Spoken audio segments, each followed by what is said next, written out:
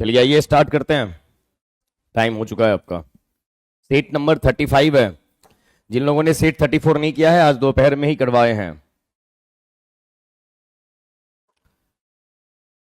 और अभी जो 2 4 5 सेट आपको आगे मिलेगा उसमें लिटरेचर के क्वेश्चंस कम होंगे, ग्रामर और वोकैब का वेटेज ज्यादा होगा। ये ध्यान रखेंगे आप।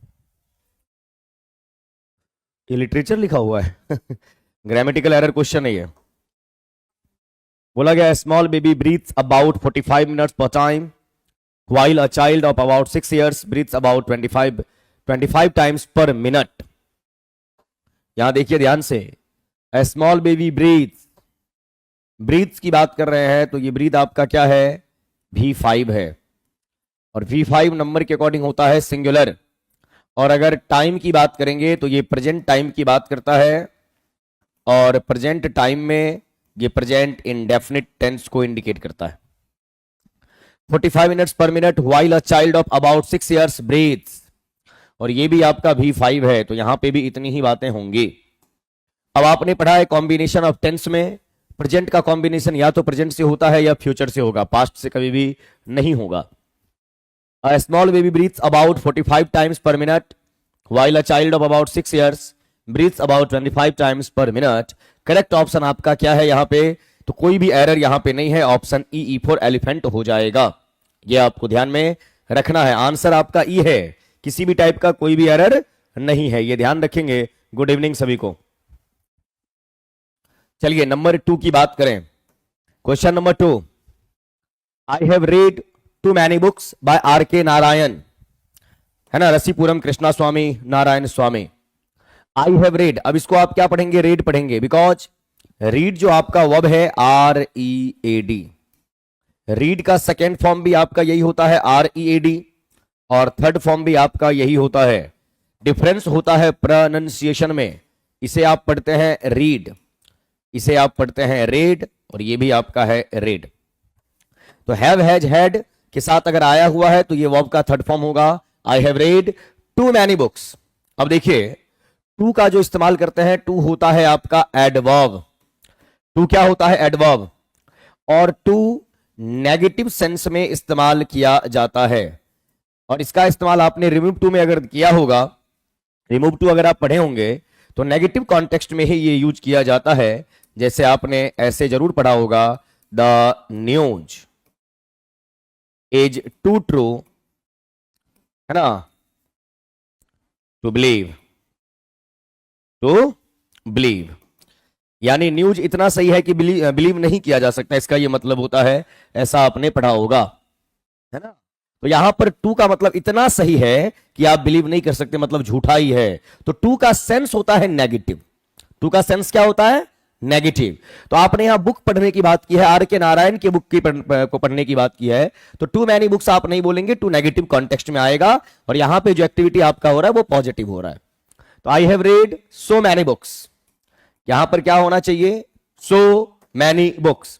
तो करेक्ट ऑप्शन आपका होगा B for Bombay, by R K Narayan. To के प्लेस पे क्या होना चाहिए, सो होना चाहिए, ये आप ध्यान में रखेंगे। Correct option B for Bombay. Number 3 में आइए, बोला गया फिल इन द ब्लैंक। अब फिल इन द ब्लैंक के क्वेश्चन जो है क्या है उसमें, तो बोला गया my first lesson dash forgiveness came from my mother, यानी माफ करने वाला जो मेरा एटीट्यूड आया है, फॉरगिवनेस देने का जो मेरा एटीट्यूड आया है वो आया कहां से है, केम फ्रॉम माय मदर।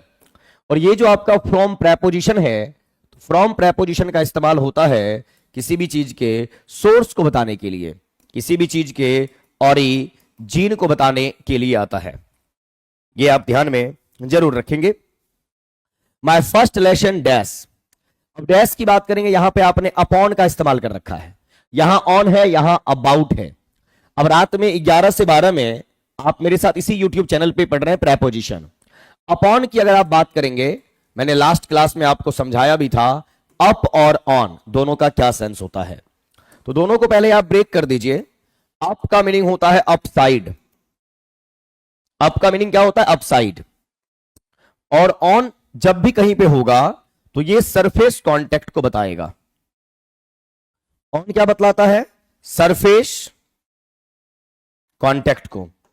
और सरफेस कांटेक्ट के बारे में बात करेगा तो आप यहां पे अपॉन का इस्तेमाल जो करते हैं वो मोशन के लिए करते हैं। इसके लिए करते हैं, मोशन के लिए। जैसे आपने बोला द कैट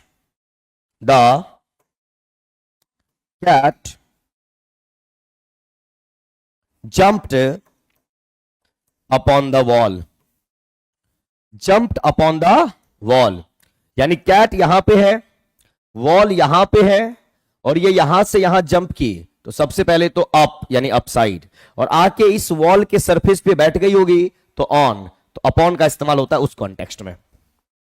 ऑन का मीनिंग सरफेस कांटेक्ट के लिए होता है और ऑन किसी भी चीज के पोजीशन को भी बतलाता है, अधिकार को भी बतलाता है। जैसे यहां पर आपने बोला the book is on English grammar, the book is on English grammar, the book is on English grammar, यानी इसका मतलब है ये बुक जो है ये इंग्लिश ग्रामर की बुक है, फिजिक्स की बुक नहीं है। तो यहां पर ये ऑन जो है इस बुक का रिलेशन और इस बुक का पोजीशन बता रहा है। तो ऑन आपके पोजीशन को और ऑन आपके रिलेशन को बतलाएगा। बात है अबाउट की, तो अबाउट का इस्तेमाल जो होता है किसी भी सब्जेक्ट के बारे में, है ना, ये भी आप जानते हैं। और अबाउट का सेंस जो है वह ऑलमोस्ट के सेंस में भी लिया जाता है। किसके सेंस में? ऑलमोस्ट, यानी कि लगभग, है ना। और अबाउट वर्ड का मीनिंग अराउंड भी होता है, यानी यहां वहां, अबाउट अराउंड। जैसे आपने बोला there are around, there are about, there are almost 1500 students in this batch, यानी इस बैच में लगभग 50 ऐसे आपने बोला स्टूडेंट्स हैं, है ना। तो उस सेंस में आप यहां पे अबाउट, अराउंड या ऑलमोस्ट का इस्तेमाल करेंगे। अबाउट किसी भी चीज के सब्जेक्ट के बारे में, जैसे बोला गया you must have heard about Sushant Singh Rajput, आपने सुशांत सिंह राजपूत के बारे में जरूर सुना होगा, तो उस कॉन्टेक्स्ट में आता है। अब यहां पे क्या होना चाहिए? My first lesson dash forgiveness, तो यहां पे आपके फॉरगिवनेस का रिलेशन, पोजीशन आपसे है और आपकी मम्मा से है। तो यहां पर my first lesson on forgiveness came from my mother, और प्रेपोजिशन को सही करना है तो इसी YouTube चैनल पे 11 बजे आप जुड़ेंगे, है ना, 11 बजे आपको जुड़ना है। चलिए नंबर 4 की बात करें, question number 4। At one point it looked as if an area of agreement would dash specially over the issue of productivity linked wages. अब क्वेश्चन को देख के घबराइए नहीं, सबसे पहले क्वेश्चन का लेंथ कुछ भी हो आप उसे पढ़िए, पढ़ने के बाद देखिए किस ग्रामेटिकल स्ट्रक्चर को फॉलो कर रहा है। दूसरी बात, वर्ड जो ऑप्शन में इस्तेमाल किया गया है उस वर्ड को डिफरेंशिएट करना आपको आना चाहिए। अब आइए देखते हैं। At one point it looked, अब अगर आप लुक्ड की बात कर रहे तो ये हो गया V2, और यही बोला मैंने ग्रामेटिकल स्ट्रक्चर देखिए। और V2 की बात करेंगे तो ये बात किसकी हो रही है? ये बात हो रही है पास्ट टेंस में। If an area agreement would, अब वुड की बात करेंगे तो ये भी विल का और सेल का क्या है? पास्ट है। Dash specially over the issue productivity linked wages, अब यहां ओवर का इस्तेमाल भी किया गया किस चीज पे? यानी इन इशू के बारे में बात की जा रही है। और यहां पे डेवलप है, इमर्ज है, कम आउट है, तो यहां पे अब आपको ग्रामर सपोर्ट नहीं कर रहा है। अब वोकैब का मीनिंग आना चाहिए, तो यहां पर वर्ड आया है आपका डेवलप। देखिए डेवलप वर्ड का मीनिंग क्या होता है? डेवलप कोई भी चीज कब होगा? डेवलप का मतलब होता है कंप्लीट। एक बच्चा है, एक मिनट, हेलो, आइए, तो डेवलप कब होगा कोई भी चीज? जब वो कंप्लीट फॉर्म में है।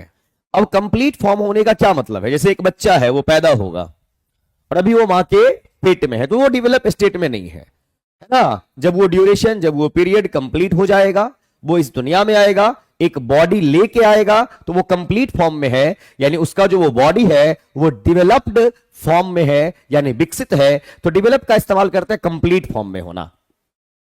यहां पे एक वर्ड आया इमर्ज, इमर्ज का मतलब होता है प्रतीत होना, यानी सेम, यानी ऐसा लगता है कि कुछ होने वाला है या कुछ हो रहा है, यानी ये कंप्लीट फॉर्म में नहीं है, कंप्लीट फॉर्म में नहीं है, ये आपका इनकंप्लीट फॉर्म से कंप्लीट फॉर्म की ओर बढ़ते हुए जा रहा है, और अभी कंप्लीट हुआ नहीं है, अभी इस प्रोसेस में है। यानी इमर्ज कहने का मतलब है कि अभी वो प्रोसेस में है, कंप्लीट फॉर्म में पहुंचा नहीं है। और कम आउट का मतलब होता है, कम का मीनिंग आना, आउट का मीनिंग बाहर में, तो कम आउट का मतलब हो जाएगा जब कोई भी चीज बाहर आया हुआ है ना, आपको दिख रहा है, फील हो रहा है, उस कॉन्टेक्स्ट में आप बात करेंगे, यानी इसका मीनिंग हो जाता है अपीयर, यानी कोई भी चीज बाहर आया है, अपीयर हुआ है इस कॉन्टेक्स्ट में। और इमर्ज और कम आउट आपको एक जैसा ही लगेगा, लेकिन कम आउट के मल्टीपल मीनिंग है, कुछ बात मुंह से निकल गई वो भी आपका कम आउट है। तो एट वन पॉइंट, एक पॉइंट पे जाके इट लुक्ड एज इफ, अब यहां पर एज इफ आया है और यह बतलाता है कंडीशन को। मानो एक area of agreement would dash specially over the issue productivity linked wages, तो मानो, अब मानने का मतलब बात कंप्लीट नहीं, अभी माना ही जा रहा है, तो यहां पर आप किसके साथ जाएंगे, emerge, would emerge specially over the issues और प्रोडक्टिविटी लिंक्ड वेजेज। अब डेवलप के साथ नहीं जा सकते, लेकिन वहीं पे डेवलप या इमर्ज कई बार सिनोनिमस वर्ड के तौर पे इस्तेमाल किया जाता है, लेकिन वर्ड के बीच का अगर डिफरेंस मालूम नहीं होगा, वर्ड को आप डिफरेंशिएट नहीं कर पाएंगे, क्वेश्चन आपसे सॉल्व नहीं होगा। फिल इन द ब्लैंक्स का जो वोकैब के बेस पे पूछा जाता है, ये ध्यान रखिएगा। दूसरी बात, सेशन देखने में आप लोग इतने मशगूल हो जाते हैं कि सेशन को आप लाइक नहीं करते। अगर अच्छा लगे तो जरूर लाइक कर दिया करें, ना लगे तो मत कीजिए। आइए यहां number 5, dash queen Victoria introduced English education in India. बोला जा रहा है क्वीन विक्टोरिया जो है वह इंट्रोड्यूस की किस चीज को, इंग्लिश एजुकेशन को, कहां पे, इंडिया में। अब क्वीन विक्टोरिया किन्हीं का नाम है, प्रॉपर नेम है, और प्रॉपर नेम के पहले इन जनरल यानी कि 99% आप आर्टिकल का इस्तेमाल नहीं करते हैं, है ना। यहां पर अब आपका ए क्वीन विक्टोरिया नहीं, द क्वीन विक्टोरिया नहीं, और ए यहां पर भी नहीं होगा, ए और एन, यहां तो एन होना चाहिए ना। चलिए, तो तीनों में से कोई भी नहीं होगा, यानी आपका आंसर हो गया नन ऑफ द एबव। अब नन ऑफ द एबव की बात आप कर रहे हैं, क्वीन विक्टोरिया। अब प्रॉपर नाउन के पहले आर्टिकल लगता भी है, जैसे आपने बचपन से सुना है ये वाला सेंटेंस कि Kalidas was the Shakespeare of India. Kalidas was the Shakespeare of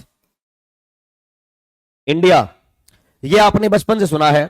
और एक और सेंटेंस मैंने लिख दिया यहां पे, क्या नाम लिखूं, नाम लिखने में भी तो डर लगता है, नाम लिख दिया, किसी का नाम आ जाएगा तो गुस्सा भी हो जाएंगे आप लोग। चलो कुछ भी लिख देते हैं, यहां पे क्या लिखें, सीमा लिख देते हैं, किन्हीं का अगर नाम हो तो बुरा नहीं मानना है। Seema thinks herself, Seema thinks herself and Alia Bhatt and Alia Bhatt in her area।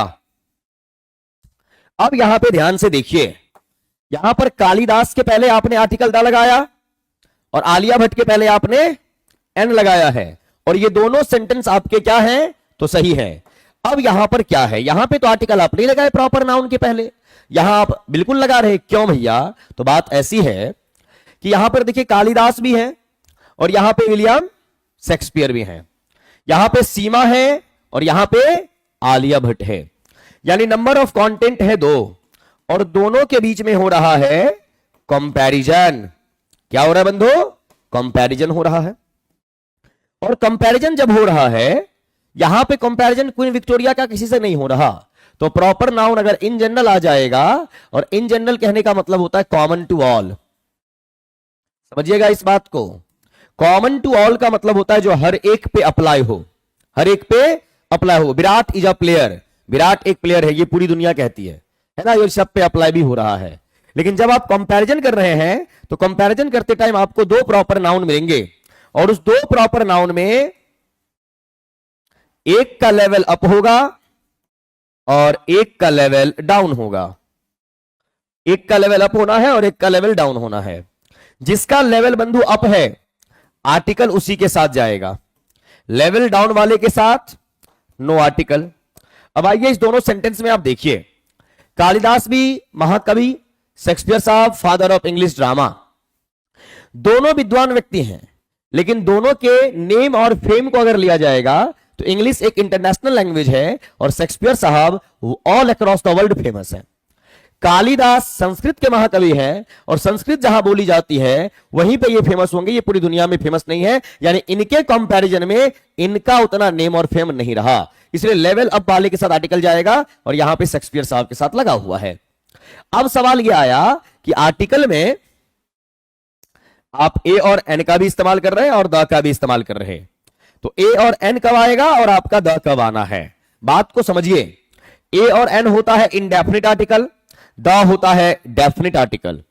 तो जब दो प्रॉपर नाउन के बीच में क्या हो, आपका कंपैरिजन हो, और उस कंपैरिजन में दोनों प्रॉपर नाउन और दोनों का बैकग्राउंड या दोनों का स्टेटस अगर डिफरेंट हो तो आपको आर्टिकल ए और एन लगाना है, क्योंकि डिफरेंट स्टेटस का मतलब है किसी एक के बारे में आपको जानकारी नहीं होगी, यह आपको ध्यान में रखना है ना। और जब आप सिमिलर बैकग्राउंड की बात करेंगे तो सिमिलर बैकग्राउंड यानी दोनों प्रॉपर नाउन के बारे में आपको मालूम है कि दोनों का स्टेटस क्या है, और जिसके बारे में आपको मालूम है बात वहां पे डेफिनिट है, और अगर बात डेफिनिट है तो आर्टिकल द, बात इंडेफिनिट है तो आर्टिकल ए और एन। और इंडेफिनिट कब है, जब दो में से किसी एक के बारे में जानकारी नहीं है, और डेफिनिट कब है, जब दोनों में से दोनों के बारे में आपको जानकारी है। जैसे यहां पर कालिदास के बारे में बोले, शेक्सपियर साहब के बारे में बोले, आपको इनके बारे में भी मालूम है, आपको इनके बारे में भी मालूम है, आपने लगाया आर्टिकल द। लेकिन Seema things herself and Alia Bhatt, Alia Bhatt के बारे में मालूम है, इंडियन एक्ट्रेस है, ये सीमा कौन है, कहां रहती है, कैसी दिखती है, आपको मालूम नहीं है, इंडेफिनिट। तो यहां पर आपने क्या लगा दिया, एन का इस्तेमाल किए, ये भी आपको ध्यान में रखना होता है। और यहां पर मजाक भी उड़ाया जा रहा है, ये भी आपको ध्यान रखना है। जब मॉकरी या नेगेटिव सेंस में बात की जाएगी तो नेगेटिव, और जब पॉजिटिव सेंस में बात की जाएगी तो आर्टिकल द का इस्तेमाल आप करेंगे।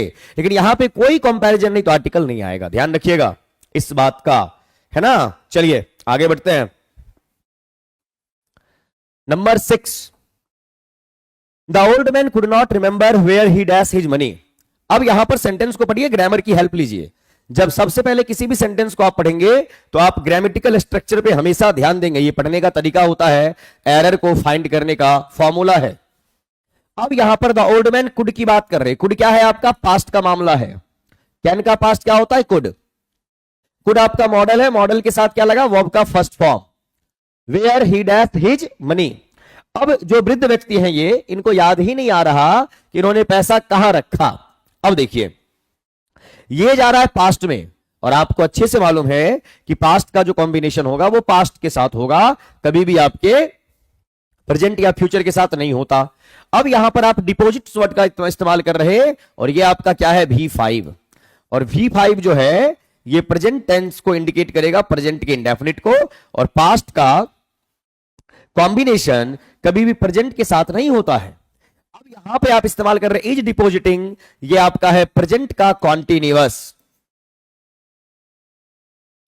प्रेजेंट का कॉन्टिन्यूअस, और प्रेजेंट के कॉन्टिन्यूअस की बारे में बात करेंगे तो ये भी आपका नहीं होगा, और ये हैड डिपॉजिटेड, और ये है आपका पास्ट का परफेक्ट, और पास्ट का परफेक्ट है तो पास्ट का कॉम्बिनेशन पास्ट के साथ होगा, C फॉर कैनेडा। तो आपके एग्जाम में फिल इन द ब्लैंक्स के क्वेश्चंस हो सकता है ग्रामेटिकल बेस्ड भी आए और हो सकता है वोकैब बेस्ड भी आए, तो दोनों टाइप के क्वेश्चन को डील करेंगे, और हर एक टाइप का क्वेश्चन आपके एग्जाम में यहां पे आपके टेस्ट में दिया जाता है।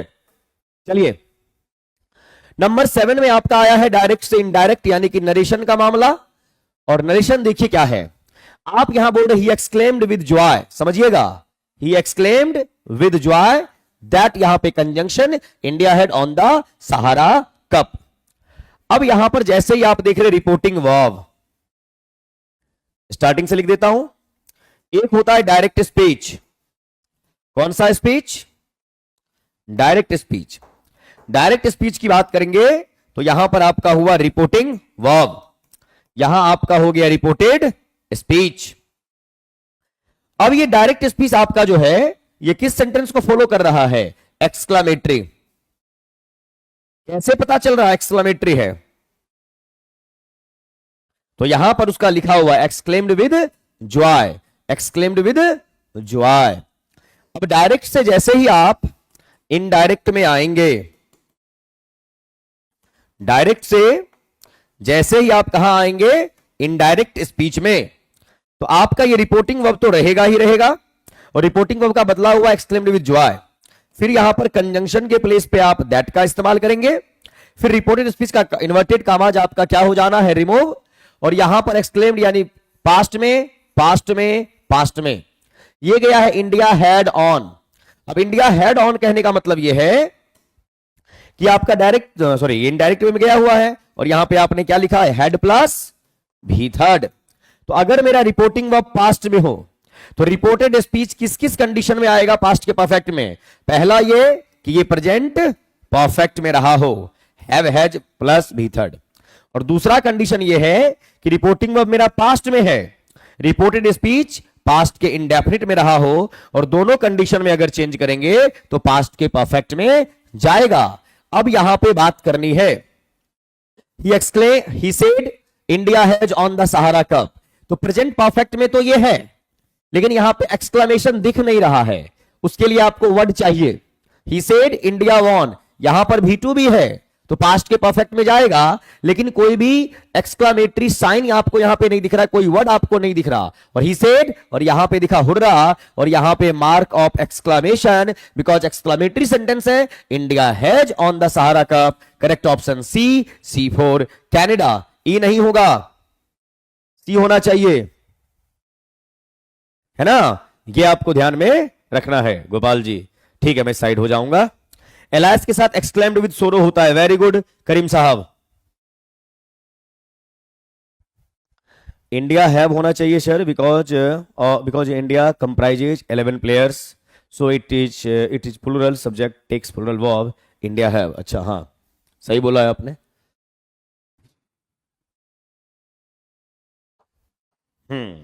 देखिए सही पकड़ा है इन्होंने। इंडियन टीम को आप रिप्रेजेंट कर रहे हैं, उस कॉन्टेक्स्ट में ये आपका हो जाएगा कैसा, प्लूरल। उस कॉन्टेक्स्ट में क्या होना चाहिए, ये याद रख लीजिए आप। अगर जैसे India is a country, India is a country, लेकिन वहीं पे इंडिया की बात अगर कर रहे हैं तो आप पूरे इंडियन टीम को रिप्रेजेंट कर रहे हैं, और इसके अंदर 11 प्लेयर्स हैं, इसका सेंस होगा प्लूरल। गोपाल जी का बिल्कुल कहना सही है, इंडिया हैव होगा, बिल्कुल करेक्ट ऑप्शन आपका ई होना चाहिए। मैंने ध्यान ही नहीं दिया, यहां हैव होता तो ये सही होता। अब यहीं पे लिखेंगे India is a country, India is a country, ये आपको ध्यान में रखना पड़ेगा। अब देखिए जैसे कैसे सेंटेंस आता है, 2-3 वर्ड ऐसे हैं जो आपको लगेगा कि सिंगुलर है, सेंस बदलने पे हो जाता है प्लूरल। जैसे कि द प्राइम मिनिस्टर या the chief minister has resigned. अब आप मेरे को यह बताइए कि प्राइम मिनिस्टर हैव होगा या प्राइम मिनिस्टर हैज होगा यहां। और एक सेंटेंस हमने लिखा द प्राइम मिनिस्टर या the chief minister is are visiting Nalanda,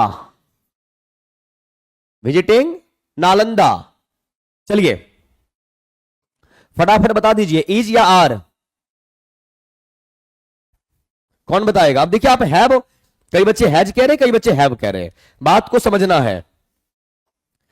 नियम यह है कि अगर प्रधानमंत्री या मुख्यमंत्री रिजाइन देते हैं ना, तो पूरी कैबिनेट को रिजाइन देना पड़ता है, यानी मामला आपका क्या हो गया, रद्द हो गया। अब फिर से कैबिनेट का गठन होगा, दूसरे प्रधानमंत्री जो बनेंगे, सारे मिनिस्टर को फिर से बनाया जाएगा। ऐसा नहीं कि प्रधानमंत्री के इस्तीफा देने से सिर्फ वो प्रधानमंत्री साहब ही दिए, ये आपके संविधान का नियम और कानून है, आपने पढ़ा होगा।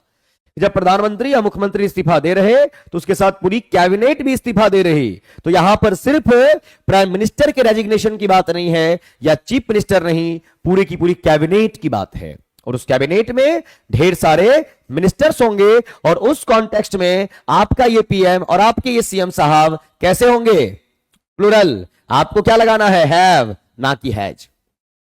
लेकिन यहां बोले द प्राइम मिनिस्टर या the chief minister is coming, अब यहां पर प्रधानमंत्री जी का विजिट है, तो जरूरी नहीं है कि पूरी कैबिनेट की टीम प्रधानमंत्री जहां जहां जाएंगे वहां कैबिनेट की टीम भी जाएगी, वहां प्रधानमंत्री को जाना है, उस सेंस में पर्टिकुलर उस इंसान की बात कर रहे। तो यहां पर ये दोनों अपने सिंगुलर फॉर्म में, इसीलिए इज या आर लगा।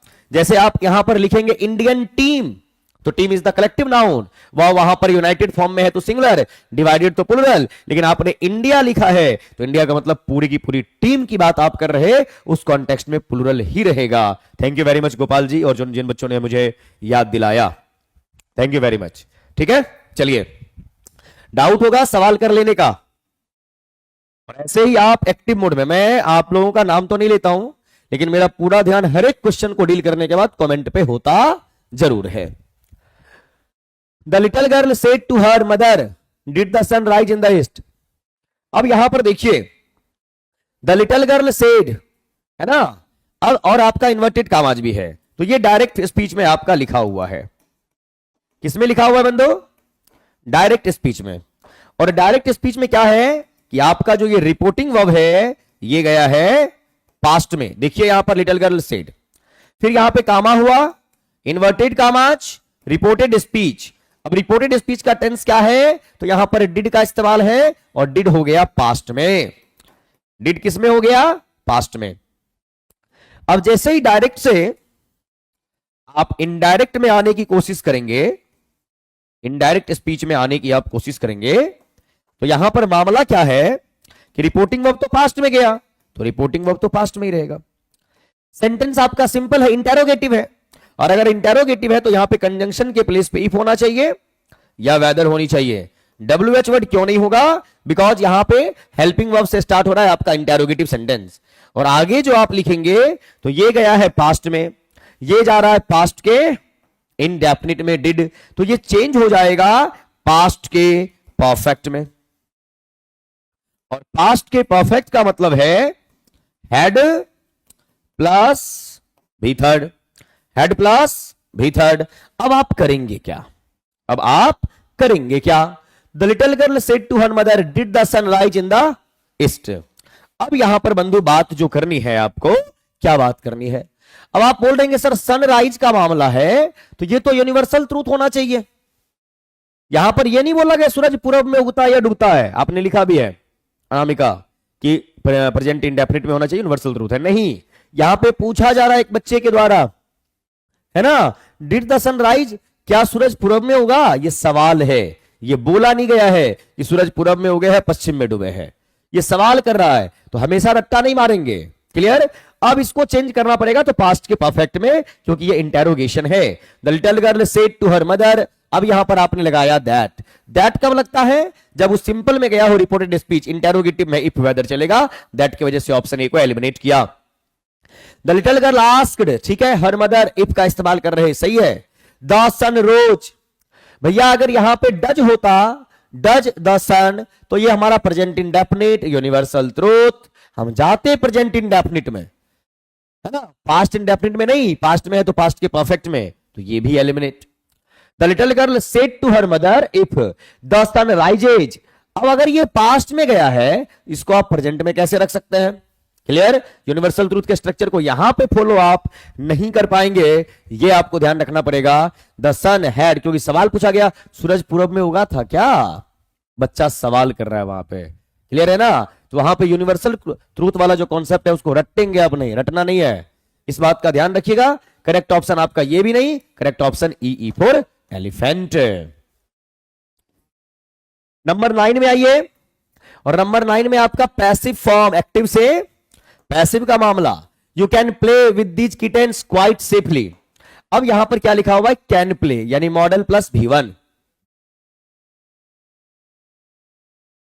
मॉडल प्लस V1 का मामला है, और मॉडल प्लस V1 का मामला है एक्टिव में, तो इसके पैसिव में होगा मॉडल बी और भी थर्ड, मॉडल बी और भी थर्ड। तो these kittens can played, model के साथ वर्ब का सेकेंड या थर्ड फॉर्म नहीं आता है। दिज किटेन्स कैन प्ले, भैया कैन प्ले कौन करेगा? बच्चा ना, किटेन्स नहीं, किटेन्स के साथ खेला जाता है, तो ये भी नहीं। These kittens can be played, modal be भी third with quite safely, correct option C for Canada, ध्यान आप रखेंगे। नंबर 10 में आइए बंधु, a child could not have done this mistake. अब यहां पर है कुड नॉट हैव डन। अभी आपने सिंपल पढ़ा मॉडल के बारे में कि model plus V1, modal plus V1, इसका पैसिव हो जाएगा मॉडल बी भी थर्ड, मॉडल बी भी थर्ड। अब अगर एक्टिव में बात करेंगे तो मॉडल का एक फॉर्म ये भी होता है, मॉडल हैव भी थर्ड। और इसी के जब पैसिव में आप जाएंगे तो मॉडल है, फिर आपका हैव है, फिर आपका बिन है, और फिर आपके वर्ब का थर्ड फॉर्म है ना। ये आपको ध्यान में जरूर रखना है। तो modal have V third, modal have been V third. तो could not have done this mistake, could not be done नहीं, हैव लगा हुआ है ना, तो have been. This mistake could not been नहीं, हैव किधर गया, this mistake could not have been done by a child, correct option C for Canada, ध्यान आप रखेंगे। नंबर 11 में आइए, यहां पर आपसे क्या बोला गया, सिनोनिम यानी कि पर्यायवाची। यहां पर वर्ड है फेक। सबसे पहले किसी भी वर्ड को आप पढ़ते हैं उसके पार्ट्स ऑफ स्पीच को आप जानिए। फेक वर्ड जो है उसका पार्ट्स ऑफ स्पीच होता है आपका एडजेक्टिव। फेक का मीनिंग क्या होगा, फेक का मीनिंग जो असली नहीं है, सबसे पहले तो बहुत ही बेसिक वर्ड डुप्लीकेट। क्या लिखा हुआ है, डुप्लीकेट। डुप्लीकेट के बाद बात करेंगे, एक वर्ड आता है इसके लिए SH AM सैम। एक वर्ड इसके लिए आता है FEIGN फीन। और एक वर्ड इसके लिए आता है बोगस, BOGUS, यानी जो फॉल्स है, उस सेंस में बात करेंगे। यहां पर आपका वर्ड आया है ओरिजिनल, ये भी एडजेक्टिव, वर्ड के लास्ट में AL है। ओरिजिनल का मतलब होता है जो चीज आपका ऑथेंटिक है, जो चीज क्या है आपका ऑथेंटिक है, जेन्युइन है, सॉलिड है। क्या है, सॉलिड। राइटस, RIGSTEOUS, राइटस, यानी जो अंदर से पूरा स्ट्रांग है, जैसा है वैसा ही दिखता है। ऑप्शन बी की बात करेंगे, वर्ड आया है इमिटेशन, वर्ड के लास्ट में ION है, वर्ड आपका हो गया नाउन। यहीं से आपका एक वर्ब बनता है इमिटेट, इमिटेट, ये आपका वर्ब है।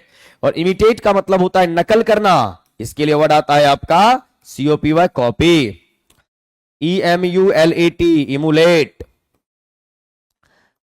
SIMULAT, सिमुलेट, है ना। और ये आपका इमिटेट यानी कॉपी करने के सेंस में।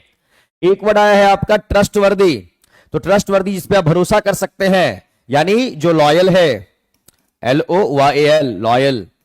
जो रिलायबल है, जिसपे भरोसा किया जा सकता है ना, रिलायबल आप बोल सकते हैं। और क्या क्या वर्ड बोलेंगे आप, जिसपे आप डिपेंड हो सकते हैं, dependable, reliable, trustworthy, believable, credible, ढेर सारे वर्ड्स हो सकते हैं।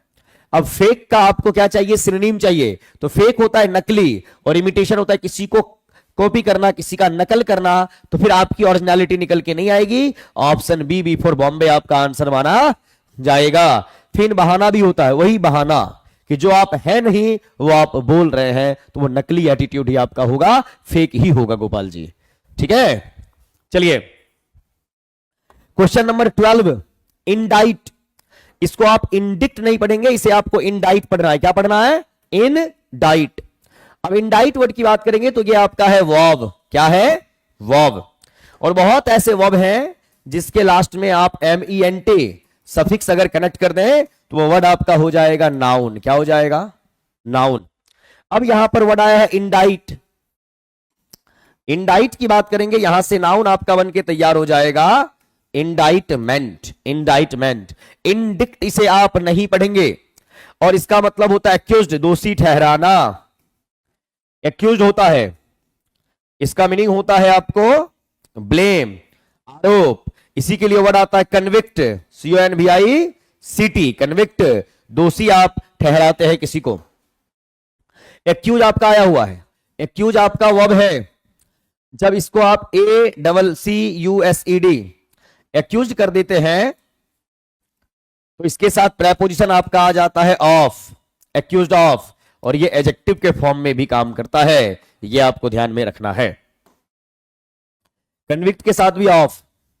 कंडेम की मीनिंग क्या होता है? कंडेम, जब किसी की आप आलोचना करते हैं तो कंडेम कहने का मतलब क्रिटिसाइज, क्रिटिसाइज। कंटेम्प्ट, CONTEMPT, घृणा करना। ब्लास्फेमी, BLASPHEMY, सेंस्योर, CENSURE, आलोचना करने से संबंधित। रेप्रीमांड वर्ड का मीनिंग होता है डांटना, scold, SCOLD, scold. Rebuke, REBUK, rebuke, है ना।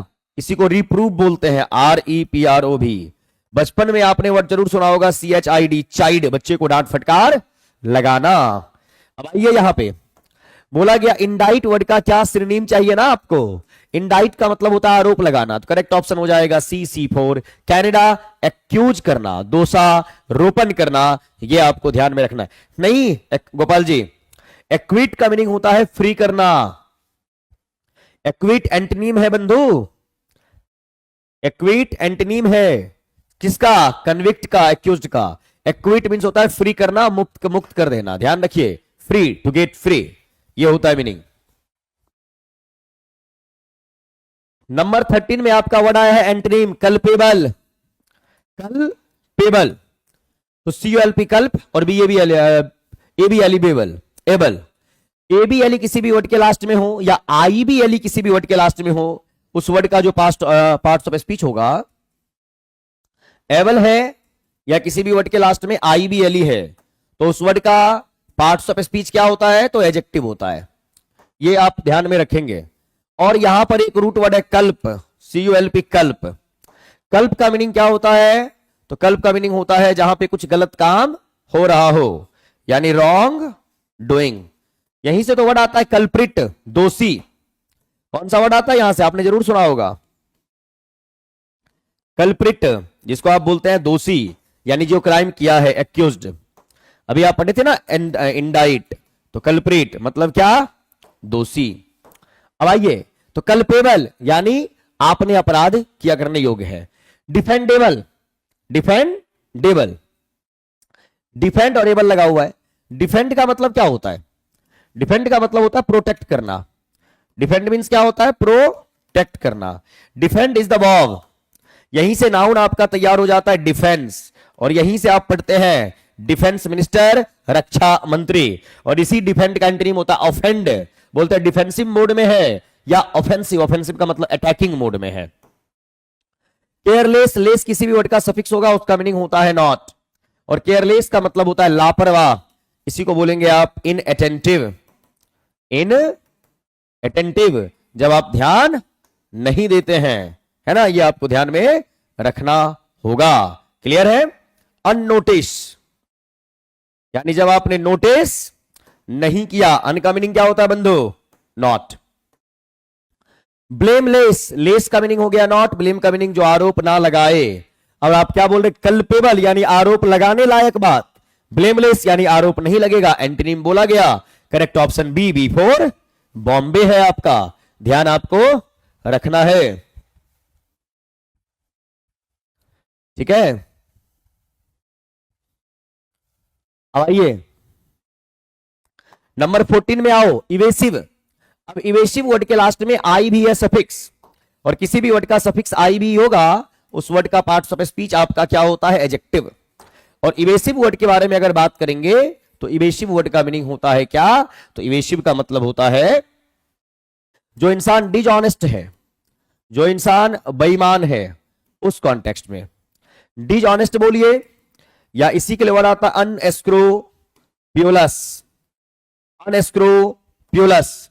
अब OUS वर्ड के लास्ट में है तो वर्ड का पार्ट्स ऑफ स्पीच आपका होगा एडजेक्टिव, और अन का मीनिंग होता है नॉट, और एस्क्रूपुलस वर्ड का मीनिंग होता है ऑनेस्ट। तो जब आप ईमानदार नहीं है, उसी को अनएस्क्रूपुलस और उसी को इवेसिव बोला जाता है। फ्री का मतलब क्या होता है? मुक्त होना। इसके लिए कौन कौन सा वर्ड आप पढ़ते हैं? तो एक वर्ड है इसके लिए इमेंसिपेट, मुक्त करना। एक वर्ड है पार्डन, PARDON। एक वर्ड है आपका फॉरगिव, माफ करना, है ना। और एक वर्ड और लिख लीजिए एक्सोनरेट, EXONERATE, एक्सोनरेट। ऑनेस्ट मतलब होता है आपका ईमानदार, जैसे आपने ऑनेस्ट लिखा, स्क्रूपुलस वर्ड आप लिख सकते हैं, SCRUPULOUS। स्क्रूपुलस होता है आपका ईमानदार होना। यहीं पे एक वर्ड और इस्तेमाल किया जा सकता है, राइटस। राइटस ईमानदार के तौर पे। और यहीं पे आप लिबरल की बात करेंगे तो लिबरल वो इंसान है जो काफी जेनरस होता है, जो काफी उदार प्रवृत्ति का होगा, जेनरस होगा। इसी को आप बोलेंगे मैग्नानिमस। मैग्नानिमस। और इसी को आप बोलेंगे जेनरस का, मैग्नानिमस का क्या हो जाएगा? फिलैंथ्रोपिक। फिलैंथ्रोपिक। फिलैंथ्रोपिक, ये आपको ध्यान में रखना है। क्लियर? तो इवेसिव वर्ड का अगर आप मीनिंग देखेंगे तो इवेसिव का क्या हो जाएगा? और एंटोनिम ना, तो ऑनेस्ट हो जाना है। Option B for Bombay.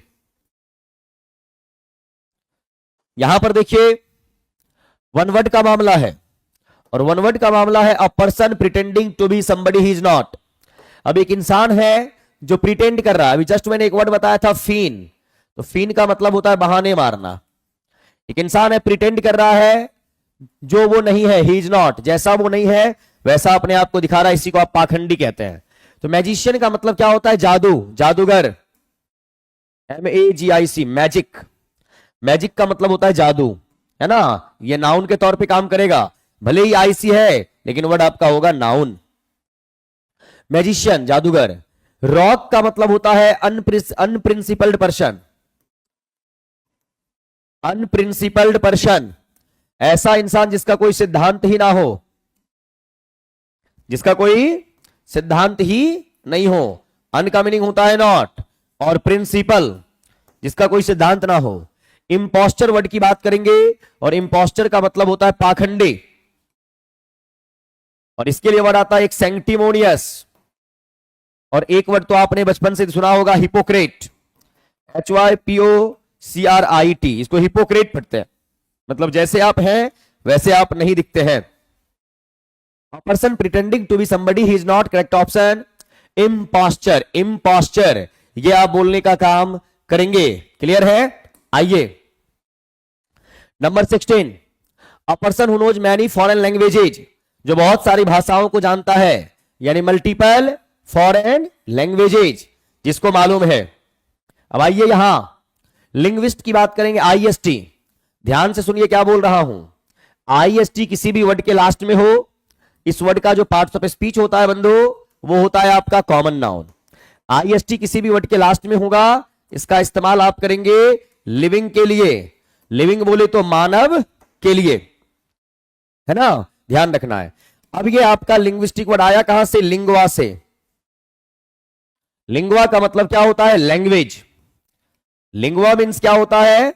तो लैंग्वेज, है ना? तो लिंग्विस्ट का मतलब होता है भाषाविद, यानी भाषा को जानने वाला। अब यहां पर आप बाई की बात कर रहे, तो बाई का मतलब होता है टू, और lingual related to language. Word के लास्ट में क्या लगा हुआ है? AL, और AL किसी भी वर्ड के लास्ट में होगा, उस वर्ड का पार्ट्स ऑफ स्पीच एडजेक्टिव होगा। बाइलिंगुअल यानी related to two languages. Polyglot, poly का मीनिंग होता है मल्टीपल। पॉली वर्ड का मीनिंग होता है मल्टीपल, और ग्लॉट का मतलब होता है क्या? ग्लॉट का दो मीनिंग होता है। ग्लॉट का एक मीनिंग तो होता है आपका टंग, जो आपकी जबान है, और एक मीनिंग होता है इसका लैंग्वेज। तो पॉली का मीनिंग मल्टीपल, ग्लॉट का मीनिंग भाषा। जब आप एक से ज्यादा भाषा बोलते हैं उसे पॉलीग्लॉट कहा जाता है, या इसी को पॉलीलिंग्विस्ट बोला जा सकता है। पॉलीलिंग्विस्ट, क्योंकि यहां पे अ पर्सन, पर्सन वो इंसान, वो लिविंग बीइंग होगा, तो यहां पर IST होना चाहिए। आप लिंग्विस्ट के साथ नहीं जाएंगे। लिंग्विस्ट है भाषा को जानने वाला। अब कितने भाषा को जानता है आपको मालूम नहीं है, वो यहां बोला गया पॉली। अगर दो की बात करते बाइलिंग्विस्ट, तीन की बात करते ट्राइलिंग्विस्ट, ये सब आपको जानना है। नंबर 17, यहां इडियम की बात कर रहे, to leave someone in the lurch. Leave का मतलब होता है किसी को इग्नोर करना। देखिए LEA भी लीव, ये आपके है वर्ब। इस वर्ड का जो पार्ट्स ऑफ स्पीच है वो आपका होता है वर्ब। तो लीव का मतलब डिपार्ट करना भी होता है, कहीं किसी जगह से प्रस्थान करना। और लीव का मीनिंग किसी इंसान को इग्नोर करना भी होता है ना? जब समय खराब होगा तो परछाई भी साथ छोड़ देगी, इंसान तो दूर की बात है। अब आइए, leave someone in the lurch. Lurch का मतलब होता है लूज, यानी समय जब ढीला पड़ जाए, गरीबी आ जाए, संघर्ष का समय हो, सब आपका साथ छोड़ देते हैं। तो वही बोला गया, to leave someone in the lurch, to come to compromise with someone. Compromise करना, constant source of annoyance someone. लगातार आप किसी को नाराज करने में लगे हुए हैं, एनवायंस यानी नाराज। एनवायंस वर्ड का मीनिंग होता है सैडनेस, उदासी। देखिए, एनवाय होता है आपका एक word, ANNY, annoy is the verb, annoyance ANC लगा हुआ है वर्ड के लास्ट में, वर्ड आपका नाउन होगा, कई बार बता चुके हैं। यहां पर आपका एक वर्ड है डेजर्ट। डेजर्ट, इस वर्ड के दो पार्ट्स ऑफ स्पीच होते हैं, ये आपका नाउन भी होता है और ये आपका वर्ब भी होगा। जब ये नाउन होगा तो इसका मतलब होता है सैंडी प्लेस, जहां रेत ही रेत हो, जिसको आप रेगिस्तान कहते हैं। और जब ये वर्ब होता है तो इसका मीनिंग होता है लीव करना या इग्नोर करना, किसी का साथ छोड़ देना। इसीलिए बोलता हूं वर्ड का मीनिंग बहुत अच्छे तरीके से आपको याद होना चाहिए। अब यहां आइए, to desert someone in the difficulties, कठिन समय में जब कोई आपका साथ छोड़ दे। C4 कैनेडा आपका आंसर है। क्लियर है ना? अब आइए यहां पे नंबर 18, क्वेश्चन नंबर 18 में क्या बोला गया? To play second fiddle. To play second fiddle, जब आप किसी को इंपॉर्टेंस उतना नहीं देते हैं, जब आप किसी को ट्रिवियल यानी तुच्छ समझते हैं। क्लियर है ना? To be happy, cheerful and healthy नहीं, ये तो हो गया पॉजिटिव। टू रिड्यूस, रिड्यूस का मतलब क्या होता है? डिक्रीज करना। रिड्यूस मीन्स कम करना। अब क्या कम कर रहे हैं? इंपॉर्टेंस ऑफ वन सीनियर, बिल्कुल correct option B. To support the role and view of another person, बिल्कुल भी नहीं, करेक्ट ऑप्शन आपका बी फॉर बॉम्बे है। Number 19, select the correctly spelled veterinary doctor, VETERINARY, correct option C for Canada. और ये वो doctor हैं जो किसका ट्रीटमेंट करते हैं? एनिमल का, यानी जानवरों का। तो वहां पे VETERINARY, ये आपको ध्यान रखना है, VETENI नहीं, RI, वेटेरनी, है ना? ये आपको ध्यान में रखना पड़ेगा। और ये सब तुम अपने डेली लाइफ में इस्तेमाल करते हैं।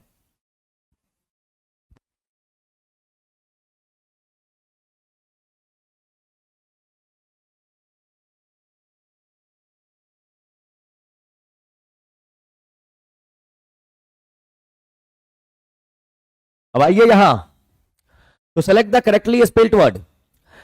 Chancellery, chancellery, chancellery. देखिए, एक वर्ड होता है चांसलर, वो तो एक पद का नाम है, ये OR लगा हुआ है।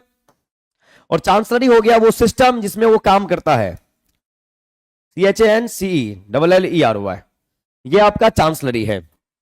तो CHANCELLERY, ये आपका हो जाएगा CHANCELLERY। ये वो ऑफिस है, वो जगह है, वो प्रोसेस है, वो प्रक्रिया है जिसमें एक चांसलर काम करता है। चांसलर में OR, चांसलरी में LELERY, BB फॉर बॉम्बे, ध्यान रखना है आपको। अब यहां आइए, तो ये आप मेरे साथ क्या पढ़ रहे थे? वो क्या पढ़ रहे थे? इधर आ जाओ बंधु। और ये है आपका A to Z vocab batch, A to Z vocab batch. आज ये क्लास ऑफ था।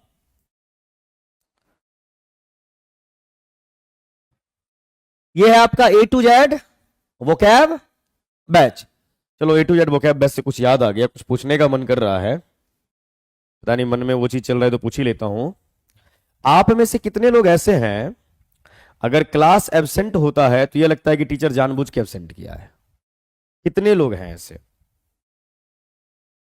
कि जानबूझ के एब्सेंट कर दिया है, बैच स्टार्ट कर दिया, पढ़ाता ही नहीं है? कितने लोगों को ऐसा लगता है?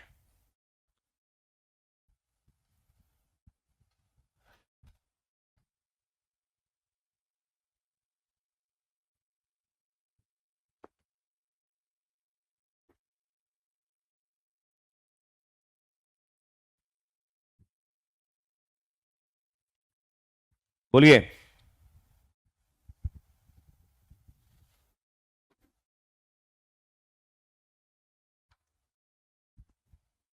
गर्म है ना पूरा? पूरा गर्म है ना? नहीं नहीं, एक ही देना है, एक ही देना है।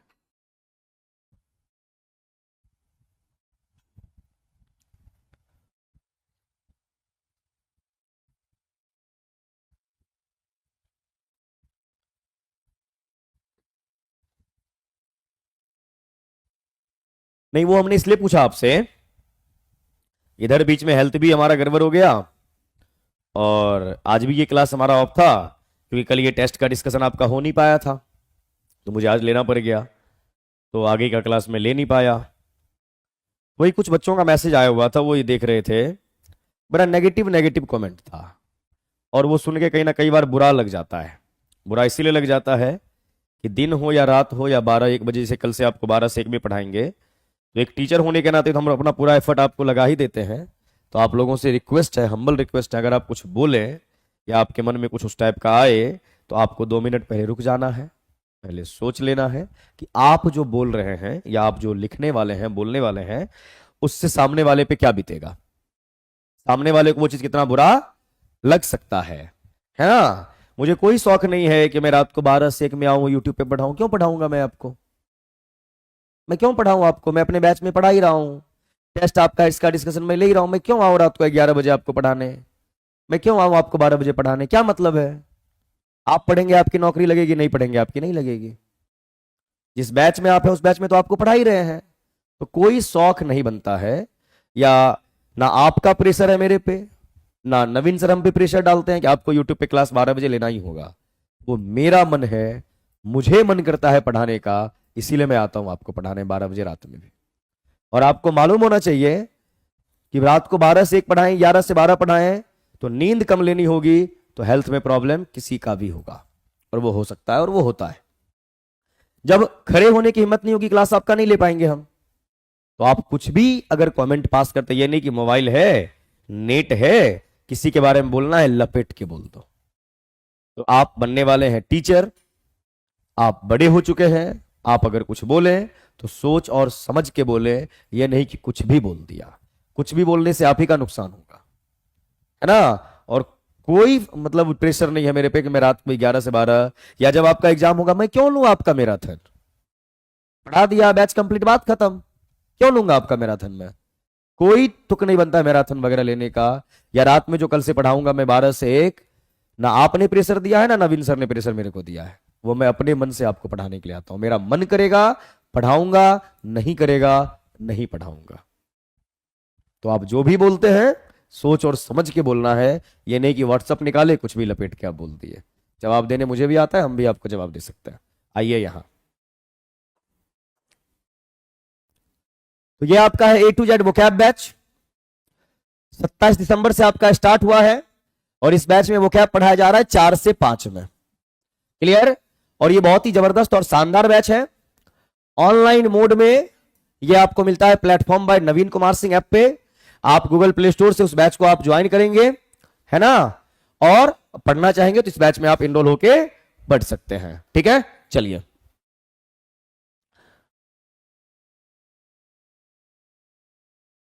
ट्वेंटी वन, ये आपके प्रेपोजिशनल बेस्ड क्वेश्चंस हैं। Rohan and Rohit are twin brothers but they do not look. अब ये क्या है? क्लियर? ये आपका है कि ट्विन ब्रदर्स है, और ट्विन का मतलब क्या होता है? जो जोड़ीदार है, जो एक जैसा दिखता है। दे डू नॉट लुक, लेकिन वो एक जैसे दिखते नहीं है। तो कि Rohan and Rohit are twin brothers, यहां पर बट का इस्तेमाल किया गया। बट आपका यहां पे क्या चल रहा है? Adversative conjunction. Adversative conjunction opposite बात करेगा कि अगर दोनों जो क्या बोलते जुड़वे हैं तो एक जैसे दिखने चाहिए, है ना?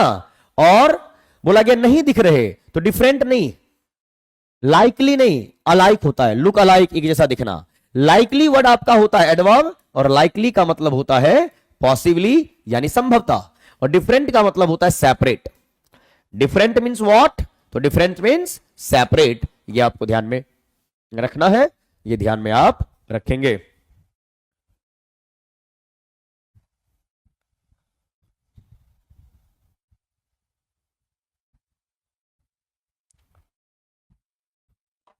चलिए, 22, the ruling party will have to put its own house dash order. Ruling party will have to put its own house, अपने घर को सही क्रम में रखना है, तो इन ऑर्डर, परफेक्ट ऑर्डर में। ऑन ऑर्डर या टू ऑर्डर का कोई भी सेंस नहीं बनता है। 23 की बात करेंगे, the manager was dash an explanation of his conduct. The manager was dash, अब मैनेजर जो है उसको बोला गया कि an explanation of his conduct. Conduct का मतलब होता है बिहेव, आप अपने व्यवहार को लेकर यहां बात कीजिए। कॉल फॉर का मतलब होता है, कॉल फॉर का मतलब होता है डिमांड करना। 1 मिनट रुक जाइएगा, 1 मिनट रुकिए आप यहीं पे, व्हाट्सएप पे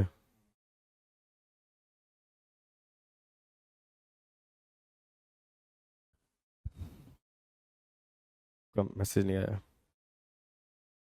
मैसेज नहीं आया है आपका, आता है तो कौशल को भेजे हैं क्या? कहाँ आया है मैसेज आपका? नहीं, जाइए चेक कर लीजिएगा। चलिए, हाँ, the manager was dash an explanation of his conduct. Call for का मतलब होता है डिमांड करना, आपने ऐसा क्यों किया, डिमांड। कॉल अप का मतलब होता है to call someone, to call someone. Call off का मतलब होता है, कुछ एडिशनल नहीं ऐड किए हैं कुछ भी,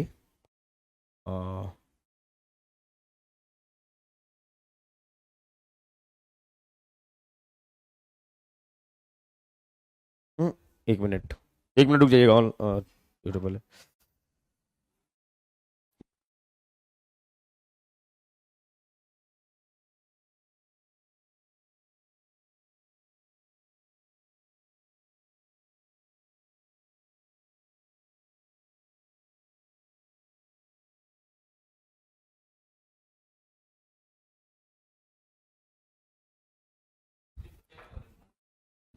ठीक, अब आइए यहां, और कॉल ऑफ का मतलब क्या होता है, तो कॉल ऑफ का मतलब होता है आपका पुट ऑफ, कॉल ऑफ का मतलब होता है आपका पुट ओवर, और कॉल ऑफ का मतलब होता है कैंसल, कॉल ऑफ का मतलब होता है आपका पोस्टपोन, है ना, ये रद्द करना हो गया। The manager was dash an explanation of his conduct, तो यहां पर क्या होगा, कॉल फॉर की बात कर रहे, डिमांड की बात कर रहे, ऐसा आपने क्यों किया। आइए यहां 24 में poetic device, my teacher has eyes in the back of her head, है ना। अब ये ईडियम के तौर पे है कि eyes in the back of her head, पूरा ध्यान रखते हैं, स्टिमुली नहीं है। स्टिमुली में आपका कंपैरिजन होता है, और कंपैरिजन को बताने के लिए एज लाइक सच देन का इस्तेमाल करते हैं। मेटाफर में आपका कंपैरिजन होगा जहां पर एज लाइक सच देन नहीं होगा। ये एक टाइप का क्या है, ईडियम है कि eyes in the back of her head. 25, her hair was likely gravy running brown off her head and clumping up on her shoulder। अब यहां पे like वर्ड का इस्तेमाल है और उसके बाल का कंपैरिजन किया जा रहा है। सिमिली होगा, मेटाफर नहीं। पर्सोनिफिकेशन में क्या होता है, जब आप नन ह्यूमन को ह्यूमन बनाते हैं। 26, I found Sarah sat of the chair। अब यहां पे पंक्चुएशन के क्वेश्चंस, सारा का सट जो है अब चेयर पे है, तो सारा का सट ना, अब सारा सट हाइपन तो होगा नहीं, है ना, कामा का इस्तेमाल तो करेगी नहीं। सारा का सट है, पोजीशन को बताना है, एपोस्ट्रोफी, यानी साराज सट। करेक्ट ऑप्शन क्या, CC फॉर कैनेडा, ध्यान आपको रखना है। 27, choose the correct form of the verb that agrees with the subject. He does cooking in his leisure time। Leisure का मतलब होता है रिलैक्स, जब वो रिलैक्स होता है। लीजर मीन्स क्या, जब वो रिलैक्स फील करते हैं। तो he dash cooking in his leisure time. He के साथ इंजॉय यानी V1 तो आपका कभी आएगा नहीं, इंजॉय यानी ये V5 है, और V5 नंबर के अकॉर्डिंग सिंगुलर है, और इंजॉयड की बात करें तो ये V2 है, इसका कोई सेंस यहां बनेगा नहीं। तो he enjoys cooking in his leisure time.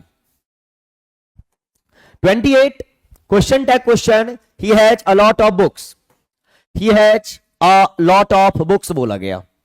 अब इसका टैग बनाना है। देखिए अब आपको लग रहा होगा कि हैज यहां पर हेल्पिंग वर्ब है, हैज मेन वर्ब है। He has a lot of book का मतलब ये हुआ he does have a book. और जब इसका आप नेगेटिव बनाते हैं बंधु, तो इसका नेगेटिव ऐसे होता है, he doesn't have a book, he doesn't have a book. ये सही सेंटेंस है।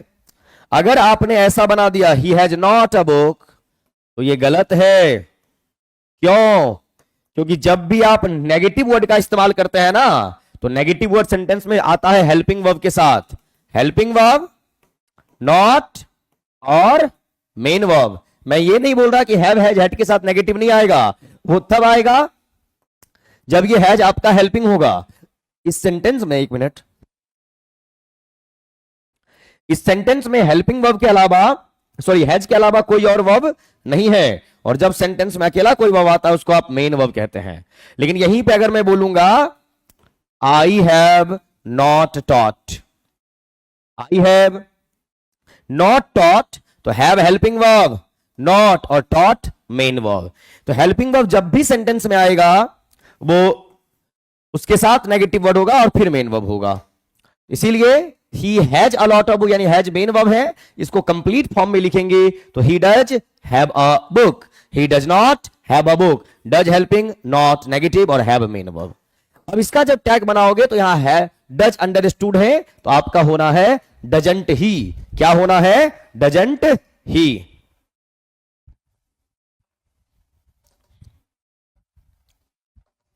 जरूरी नहीं है कि सट होगा, एक सट भी हो सकता है, एक से ज्यादा भी हो सकता है।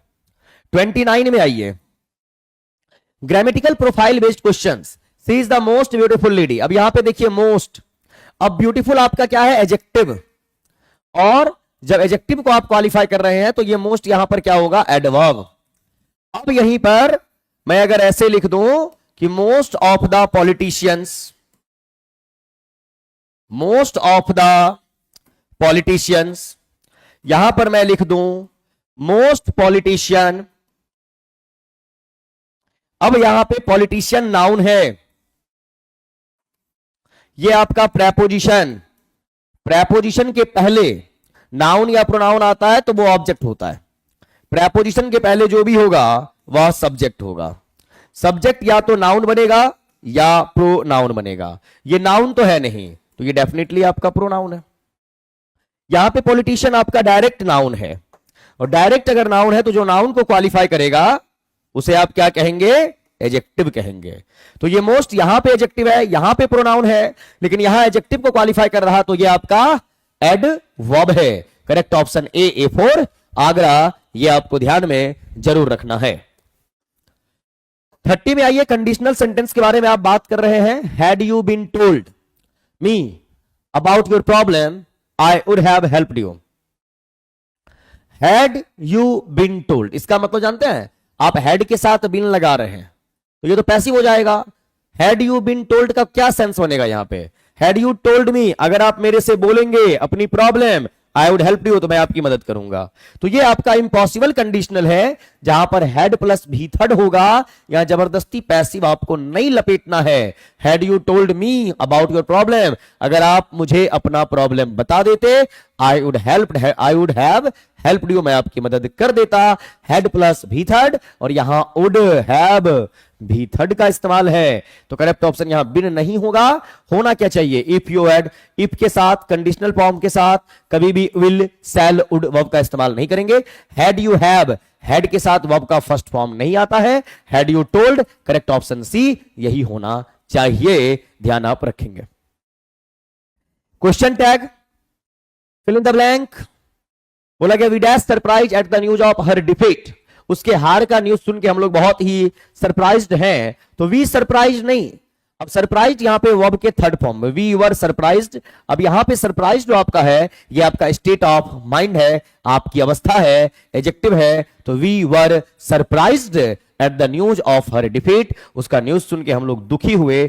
अब यहां पे अगर सरप्राइज का इस्तेमाल नहीं करते, सैड का इस्तेमाल कर देते, सैड एडजेक्टिव है, तो आप कभी भी ऐसे नहीं लिखेंगे we said, we are, we were, तो ये आपका रॉन्ग एक्सप्रेशन है।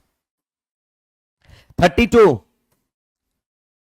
क्वेश्चन, ये आपका कलेक्टिव नाउन का क्वेश्चन। द क्रू, क्रू क्या होता है? क्रू नाविकों का झुंड, है ना, नेवी का ग्रुप। The crew of the dash decided to have dinner at the little restaurant in the mall. अब लिटिल का मतलब यहां पे है शेप या साइज, छोटा सा रेस्टोरेंट है। क्रू ऑफ द बोट नहीं, अगर बोट मैन होता, नाविकों के ग्रुप को क्रू बोलते हैं। क्रू ऑफ स्कूल नहीं, क्रू ऑफ शिप, शिप मतलब जहाज। Correct option B, B for Bombay. और यहां सीप्स होना चाहिए। और ये आपको मालूम है SHEEP, ये सीप जो है ये अपने आप में सिंगुलर और अपने आप में प्लूरल। लिटरेचर, अभी आपको 2-3 दिन, अगला 4-5 सेट जो मिलना है, तकरीबन ये सेट नंबर आपका 35 है ना, 40 तक, 40 नंबर सेट जो आगे आपको 5 और सेट मिलेगा, उसमें लिटरेचर के क्वेश्चन थोड़े से कम होंगे, ग्रामर वोकैब का ज्यादा होगा, क्योंकि ग्रामर और वोकैब पे मैं बात कर नहीं पा रहा हूं, इसलिए मैंने लिटरेचर के क्वेश्चंस को कम किया है। वोकैब फिर उसके बाद आपका जो वो 15 क्वेश्चंस का था लिटरेचर, वो सब आपको मिलने लगेगा, परेशान आपको नहीं होना है। हाँ, फीस होता है स्कूल के लिए, सॉरी फीस के लिए स्कूल वर्ड का इस्तेमाल करते हैं। 33 में आइए। Who has written a series of sonnets called Amoreti sonnet? अब एमोरेटी सोनेट की बात जो आप कर रहे हैं, ये कौन लिखे हैं? William Shakespeare, Edmund Spenser, John Donne. अब आइए, ये आपके लिखे हैं कौन? Edmund Spenser. एमोरेटी सोनेट, और एमोरेटी सोनेट में बताइए मेरे को नंबर ऑफ सोनेट्स, कितने सोनेट्स हैं?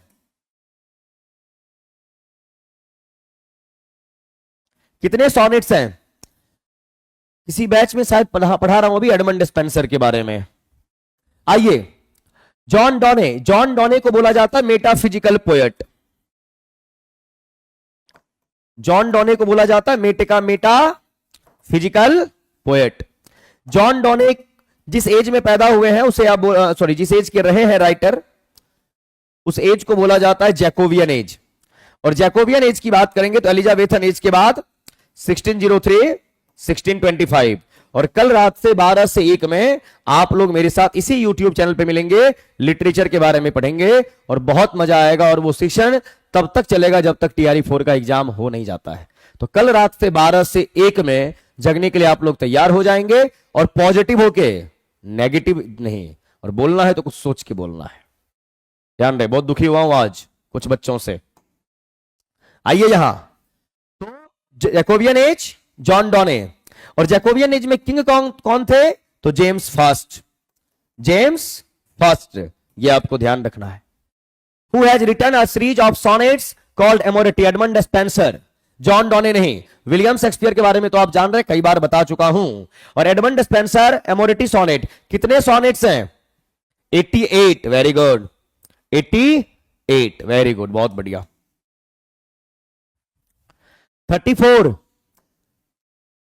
बोला गया, to his coy mistress is a poem which the poet attempts to his beloved. सबसे पहले तो राइटर का नाम बताइए, सबसे पहले आपको राइटर का नाम यहां पर बताना है। और ये जो पोएम लिखा गया, ये जो लाइन है, क्वाय का मतलब होता है शर्मीला, है ना, तो इसमें पोएट क्या कहना चाह रहा है, ये सब हम आपको बताएंगे कल से, है ना। तो ये जो वर्क है, 1 मिनट में इस कॉफी को समाप्त कर दूं। अब देखिए, इस पोएम में जो बात की गई है वो ये है कि एक बिलव्ड है, सॉरी एक लवर है, जो अपनी बिलव्ड यानी अपनी प्रेमिका से बात कर रहा है, और अलग अलग स्टेंजा में अलग अलग बातें कर रहा है। प्रेम के बारे में बात कर रहा है, प्रेम कैसा होना चाहिए, है ना। तो इन सभी चीजों के बारे में पूरा ये लव पे बेस्ड है, लव पे बेस्ड है कि प्रेम करने का जीवन बहुत छोटा है, प्रेम इतना कीजिए कि जीवन छोटा पड़ जाए, यानी प्रेम में ही डूबे रहिए। यानी कुल मिला के यहां जो राइटर हैं वो पूरे आशिक मिजाज के हैं, है ना। ये बोला गया है। राइटर कौन है इसके? एंड्रियो मार्वेल, एंड्रियो मार्वेल। और एंड्रियो मार्वेल की बात करेंगे तो ये आपके प्यूरिटन एज के राइटर हैं। किस एज के राइटर हैं? प्यूरिटन एज के, यानी ये जॉन मिल्टन के कंटेम्पररी हो गए। क्लियर है ना। तो और ये क्या कर रहे हैं? तो अपनी प्रेमिका का ध्यान अपनी ओर खींच रहे हैं। और आज कौन सा डे है जी? मतलब वैलेंटाइन वाले में आज कौन सा डे है बताइएगा आप लोग, है ना। तो शादी करने के लिए नहीं, डिवोर्स के लिए नहीं, सिड्यूस, उनके ध्यान को खींचने के लिए सिड्यूस कर रहे हैं। 35 में आइए। 35 बोला गया, the Rape of the Lock has been written in a particular verse. Rape of the Lock किन्होंने लिखा है? रेप ऑफ द लॉक, इसके राइटर कौन है? भैया आपने एक नाम जरूर सुना है और कई बार बता चुका हूं, अलेक्जेंडर पोप। Alexander pope. और अगर अलेक्जेंडर पोप की बात करेंगे तो अलेक्जेंडर पोप को एज ऑफ पोप एक एज को बोला गया, और उस एज का क्या नाम है? उस एज का नाम है कौन सा? Augustan period, Augustan age. और ऑगस्टन एज जो है 18th सेंचुरी में है, यानी 1700। कल रात से आप लोगों को इतना मजा लिटरेचर में आने वाला है कि आप लिटरेचर को यूं नचाएंगे। चलिए, और ये 18th सेंचुरी हो गया। और 18th सेंचुरी को क्या क्या बोला जाता है? तो 18th सेंचुरी को बोला जाता है age of satire, age of satire. इसको बोला जाता है एज ऑफ रीजन। इसको बोला गया इनलाइटेनमेंट एरा, इनलाइटेनमेंट एरा। और आपके जो अलेक्जेंडर पोप हैं वो इनलाइटेनमेंट एरा से बिलोंग करते हैं। और उन्हीं का एक वर्क है the Rape of the lock, ये आपको ध्यान रखना है। अब बोला गया the Rape of the lock, ये जो लिखा गया है ये किस वर्ष में लिखा गया, ये आपको ध्यान से देखना है। तो करेक्ट ऑप्शन है हीरोइक कपलेट। क्या है? Heroic couplet. और हीरोइक कपलेट का एक और नाम है राइमिंग कपलेट। हीरोइक कपलेट का नाम है राइमिंग कपलेट। और राइमिंग कपलेट की बात करेंगे तो इसके फाउंडर हैं जॉफरी चौसर साहब। ब्लैंक वर्स आपको मालूम होना चाहिए, जॉन मिल्टन का एक वर्क है पैराडाइज लॉस्ट, ब्लैंक वर्स में लिखा गया। और ये अलेक्जेंड्राइन जो आपका क्या है, ये लिटरेरी टर्म है, इसकी शुरुआत आपको फ्रेंच लिटरेचर से होती है। किस लिटरेचर से? फ्रेंच लिटरेचर से 13th-14th सेंचुरी के आसपास। अब यहां पर आइए, क्या बोला गया? रेप ऑफ द लॉक, ये हो जाएगा हीरोइक कपलेट। कौन लिखे हैं? अलेक्जेंडर पोप लिखे हैं। और ये सब आपको मालूम होना चाहिए। और यहां जो आपने लिखा ऑगस्टन पीरियड, ये किस पीरियड से बिलोंग करता है, किस एज से? तो न्यो क्लासिकल। और न्यो क्लासिकल आपका स्टार्ट होता है रेनेसां के बाद। और न्यो क्लासिकल एज जो है वह आपका कवर करता है 1660 टू 1798। कल से ये सब चीज आप वैसे तो आप जान ही रहे हैं, और इतने अच्छे से आप जानोगे जिसका जवाब नहीं है। अब आइए लिटरेचर की बात आओ। ये देखिए कॉम्प्रिहेंशन पैसेज, फटाफट टका पढ़ लीजिए, बहुत ही छोटा सा पैसेज है। Detective glories tend to glorify crime, murderers, gangsters and crooks. यहां पर एक वर्ड आया है क्रोक्स। क्रोक्स का मतलब होता है, अभी आपने एक वर्ड पढ़ा था सिनोनिम में, रॉग, ROGUE, रॉग। रॉग का मतलब होता है अनप्रिंसिपल्ड, डिसऑनेस्ट, यानी बेईमान लोग जिसका कोई सिद्धांत नहीं होता है। All kinds are described as tough, cunning and courageous individuals. Cunning का मतलब होता है धूर्तबाज इंसान, है ना। जो लोग आपको चूना लगाने वाले होते हैं पहले आपसे प्यार से बात करेंगे, और प्यार से उनका बात अगर नहीं जमेगा तो फिर आपके साथ वो षड्यंत्र आपके लिए रचेंगे। उस स्टेज में भी फेल हो गए तो फिर आपसे वो दूरी बनाएंगे, है ना, और अंततः आपको छोड़ देंगे, बिकॉज उनको समझ में आ चुका होता है कि उनसे आपका कोई कुछ होना नहीं है, आप अपने आप में बल्ले बल्ले हैं। तो cunning and courageous individuals who know how to take care of themselves and how to get what they want। और जो कनिंग नेचर के लोग होते हैं, जो धूर्त टाइप के होते हैं, उन्हें मालूम है जाल कैसे बिछाना है। In Jim Mackens, the postman always rings twice. For instance, the villain is much more impressive character। और जो विलेन होता है ना, वो अपने आप को इंप्रेसिव कैरेक्टर में दिखाएगा than his victim, अपने विक्टिम की तुलना में। He is casual brave, थोड़ा ब्रेव होता है, स्मार्ट होता है दिमाग से, एंड सक्सेसफुल विद वीमेन, चालाक होता है खास करके महिलाओं के साथ। It is true that he finally gets caught, और लास्ट में अंत में पकड़ा ही जाता है। चोरी कब तक करेंगे आप? पकड़े तो आप जाएंगे, है ना। बट ही इज पनिश्ड, बाद में उसे दंड भी दिया जाता है for a crime that he did not commit.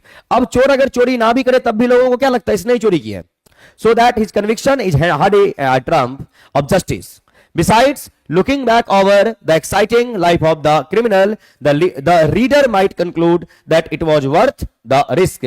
यानी इनकी भी लाइफ काफी एक्साइटिंग होती है। The passage mention Jem McCain as an author of detective stories, as brave, smart and successful with women, as tough, cunning and courageous. तो ये writer अपना point of view रख रहा है। Murderers, gangsters and crooks referred to in the passage given above always manage to get away, हमेशा दिमाग लगा के फरार होता है, गेट अवे होता है। गेट अवे का मतलब होता है रन अवे, ऐसा थोड़ी ना बोला गया। अगर भाग गया होता तो ही वॉज पनिश्ड, उसे दंड कैसे दिया गया होता। Are often glorified detective stories are wiser than their victims, अपने विक्टिम से ज्यादा चालाक होता है। आप चालाक होंगे तभी तो किसी का चूना लगाएंगे आप, नहीं तो आप कैसे लगा पाएंगे। तो करेक्ट ऑप्शन यहां पर C. According to this passage a criminal in a detective story generally gets caught, passage के अकॉर्डिंग जो बोला गया, जो क्रिमिनल इन जनरल पकड़ा जाता है for the crimes he has committed, जो क्राइम वो किया है, because of his careless mistakes for the crimes he has not committed, जो गलती नहीं भी करता उसमें भी पकड़ा जाता है। According to the passage the life of a criminal is exciting, is hardly worth the risk, is seldom presented in the right perspective, इनकी लाइफ काफी एक्साइटिंग होती है। According to be the passage given above detective stories make interesting reading, are hardly worth reading, tend to create wrong notion about crimes and punishment, है ना, गलत विचार प्रकट किया जाता है, रॉन्ग नोशन, नोशन का मतलब idea. Correct option C, C for Canada. अब देखिए अभी आपका क्या है कि लिटरेचर के क्वेश्चंस उतने हैं नहीं, तो आपका ये सेशन जो है 1 घंटा 19 मिनट 20 मिनट में कंप्लीट हो जा रहा है, 1 घंटे में। वही लिटरेचर होता है थोड़ा डील करने में टाइम लगता है, समय लगता है, इसलिए 1.5 घंटे आपका सेशन जाता है। और अभी 4-5 सेट में आपको लिटरेचर के क्वेश्चंस कम ही मिलेंगे, ताकि मैं ग्रामर पे बात कर पाऊं, वोकैब पे बात कर पाऊं, है ना। क्योंकि जब लिटरेचर पे बात करते हैं तो ग्रामर के क्वेश्चंस कम हो जाते हैं, वोकैब के क्वेश्चंस कम हो जाते हैं। और कल से आपको लिटरेचर मिलना ही मिलना है 12 से 1 में। तो कल से जो आपका सेशन है इसी यूट्यूब चैनल पे आप मेरे साथ 12 से 1 में भी जुड़ेंगे, ये आपको ध्यान में जरूर रखना है। और एक चीज रुकिए, थोड़ा सा मैं आपको नया अपडेट दे दूं। नया अपडेट ये है, 1 मिनट।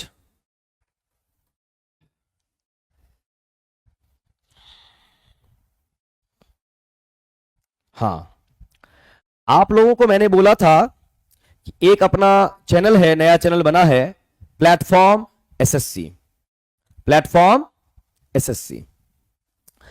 उस चैनल पे अभी बिल्कुल नया चैनल है, उस पे सब्सक्राइबर्स जो है वो 69 ही हैं।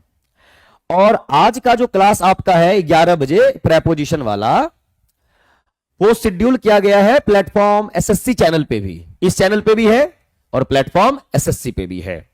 आप क्या करेंगे, यूट्यूब पे जाके सेशन के एंड होने के बाद प्लेटफॉर्म एसएससी चैनल जो है उसको सब्सक्राइब कर लेंगे। आप जितने भी बंधु हैं, आपके जो भी मित्र बंधु हैं, उनसे भी हो सकेगा तो सब्सक्राइब करवा लेंगे। क्यों? ग्रामर जो आपका 11 से 12 में चल रहा है, जो चलेगा वो कुछ दिनों के बाद आपको प्लेटफॉर्म एसएससी पे ही मिलेगा।